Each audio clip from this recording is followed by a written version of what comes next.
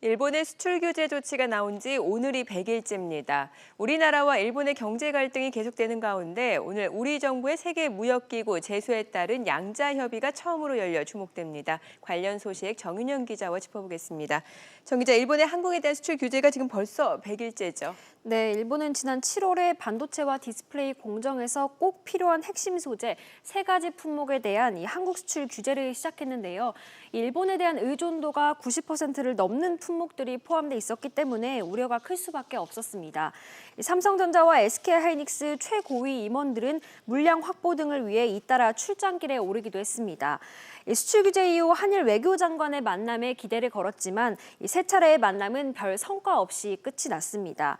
우리 정부는 일본에 강경하게 대응해 나갔는데요.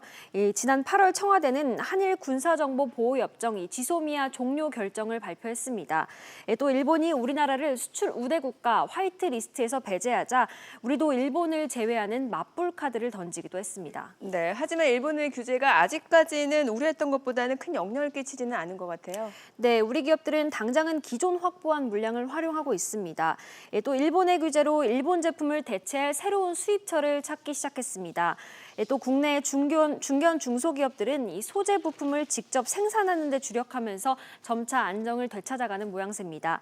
또 정부도 이번 계기로 소재 부품 장비 산업 육성을 지원하겠다고 나서면서 관련 대책을 발표하기도 했습니다.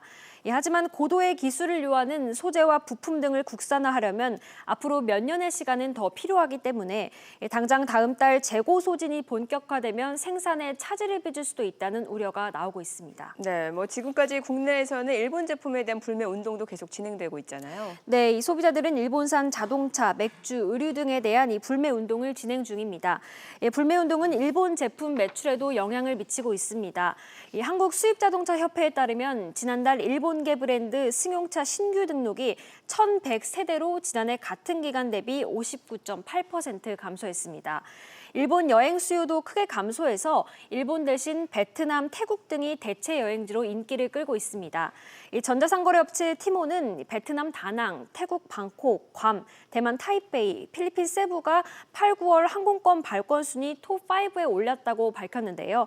지난해 오사카, 도쿄 등 일본 주요 도시들이 톱5에 올랐던 순위와는 좀 대조적입니다. 네, 이런 가운데 WTO 분쟁 첫 절차인 한일 양자 협의가 오늘 스위스 제네바에서 열린다고요. 네, 우리 정부는 일본의 반도체 핵심 품목 수출 제한 조치가 이 자유무역 원칙에 어긋난다면서 일본을 WTO에 제소했습니다.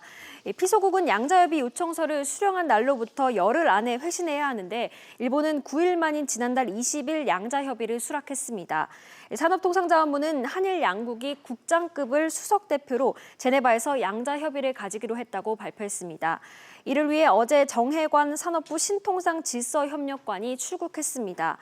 주목할 점 중 하나는 일반적으로 WTO 양자협의는 실무자급에서 이뤄지지만 이번 만남은 국장급으로 격상됐다는 겁니다.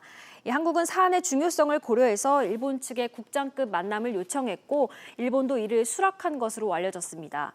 이 양자협의는 WTO 분쟁의 일반적인 절차라 큰 의미를 두기는 어렵지만 일본 수출 규제 이후에 이 통상 분야에서 처음으로 이루어지는 고위급 만남인 만큼 전향적인 결과가 나올 수 있다는 기대감도 나오고 있습니다. 네, 정 기자 잘 들었습니다.